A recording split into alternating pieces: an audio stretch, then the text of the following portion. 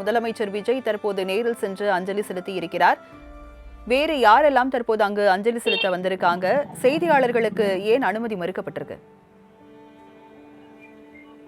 குறிப்பாக அவரது குடும்பத்தினர் தற்போது வரையிலும் இங்கு யாருமே இல்லை. அவரது மனைவி சொந்த ஊரான தேனியில் இருக்கிறார். அதே போல அவரது மகள் மலேசியாவில் இருக்கிறார். இங்கு அவரது உறவினர்கள் யாரும் இல்லாத சூழலில் தான் அவர் தனிமையில் இருந்ததாகவும், அதே போல மருத்துவ குழு மட்டுமே அவருக்கான அந்த பரிசோதனை செய்வதற்காகவும் சிகிச்சை வழங்குவதற்காகவும் அவரிடம் இருந்ததாக கூறப்படுகிறது.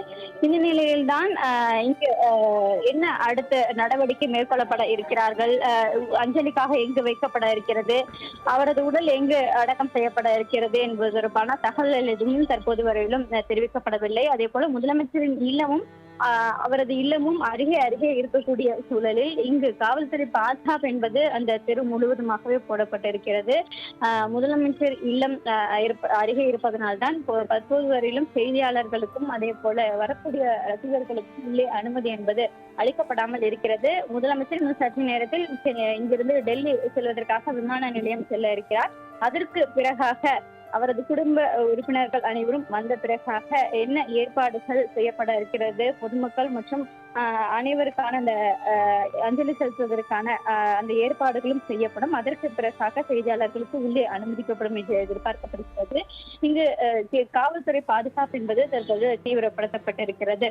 குறிப்பாக காவல்துறை தரப்பில் தற்போது வரையிலும் உள்ளே அனுமதிப்பதற்கான எந்த அனுமதியும் குடும்ப உறுப்பினர்கள் கொடுக்கப்படாத நிலையில்தான் இங்கேயே வரக்கூடியவர்களை வைத்திருக்கக்கூடிய நிலை ஏற்பட்டிருக்கிறது. குடும்ப உறுப்பினர்கள் வந்த பிறகாக அடுத்த கட்டமாக என்ன நடவடிக்கை மேற்கொள்ளப்பட இருக்கிறார்கள் என்பது தொடர்பான முழுமையான விவரங்கள் தெரிவிக்கப்பட்ட பிறகு அஞ்சலிக்கு எங்கே வைக்கப்பட இருக்கிறார்கள், அதே போல இறுதி ஊர்வலம் எப்போது நடைபெறும், எங்கு நடைபெறும், ஊருக்கு எடுத்து செல்லப்பட இருக்கிறதா அல்லது சென்னையிலேயே அவரது உடல் என்பது தகனம் செய்யப்பட இருக்கிறதா என்பது தொடர்பான முழுமையான விவரங்களை அவர்கள் சரிபார்க்கப்படுகிறது.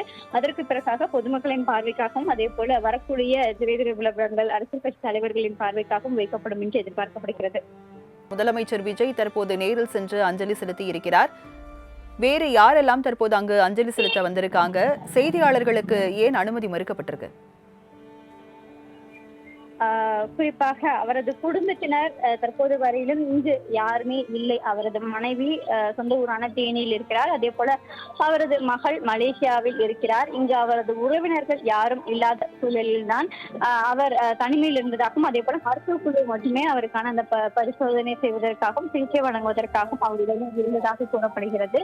இந்த நிலையில்தான் இங்கு என்ன அடுத்த நடவடிக்கை மேற்கொள்ளப்பட இருக்கிறார்கள், அஞ்சலிக்காக எங்கு வைக்கப்பட இருக்கிறது, அவரது உடல் எங்கு அடக்கம் செய்யப்பட இருக்கிறது என்பது தொடர்பான தகவல்கள் எதுவும் தற்போது வரையிலும் தெரிவிக்கப்படவில்லை. அதே போல முதலமைச்சரின் இல்லமும் அவரது இல்லமும் அருகே அருகே இருக்கக்கூடிய சூழலில் இங்கு காவல்துறை பாதுகாப்பு என்பது அந்த தெரு முழுவதுமாகவே போடப்பட்டிருக்கிறது.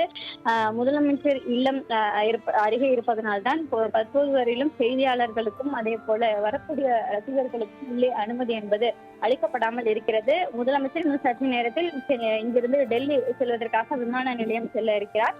அதற்கு பிறகாக அவரது குடும்ப உறுப்பினர்கள் அனைவரும் வந்த பிறகாக என்ன ஏற்பாடுகள் செய்யப்பட இருக்கிறது, பொதுமக்கள் மற்றும் அனைவருக்கான அந்த அஞ்சலி செலுத்துவதற்கான அந்த ஏற்பாடுகளும் செய்யப்படும். அதற்கு பிறகாக செய்தியாளர்களுக்கு உள்ளே அனுமதிக்கப்படும் என்று எதிர்பார்க்கப்படுகிறது. இங்கு காவல்துறை பாதுகாப்பு என்பது தற்போது தீவிரப்படுத்தப்பட்டிருக்கிறது. குறிப்பாக காவல்துறை தரப்பில் தற்போது வரையிலும் உள்ளே அனுமதிப்பதற்கான எந்த அனுமதியும் குடும்ப உறுப்பினர்கள் கொடுக்கப்படாத நிலையில்தான் இங்கேயே வரக்கூடியவர்களை வைத்திருக்கக்கூடிய நிலை ஏற்பட்டிருக்கிறது.